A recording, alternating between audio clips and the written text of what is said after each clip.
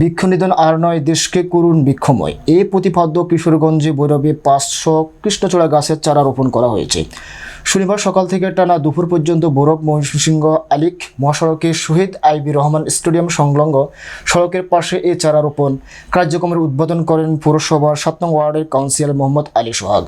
এই সময় বিশেষ অতিথি হিসেবে উপস্থিত ছিলেন ডক্টর ফরহাদ আহমেদ, আওয়ামী লীগের নেতা মোহাম্মদ আনার মিয়া, পৌর আওয়ামী লীগের যুগ্ম সাধারণ সম্পাদক Rafiul Alam Moin, banker Salam Mia, chamber of commerce and ইন্ডাস্ট্রির পরিচালক Mohammad Mizanur Rahman Patwari. Women's health care doctor Israt Jahan এর মহিলা হাসপাতালের উদ্যোগে বৃক্ষচারা রোপণ করা হয়। এ সময় অন্যান্যদের মধ্যে উপস্থিত ছিলেন ব্যবসায়িক শেখ দীপু, শামীম আহমেদ, মোহাম্মদ সুবজ মিয়া, গণেশ প্রমুখ।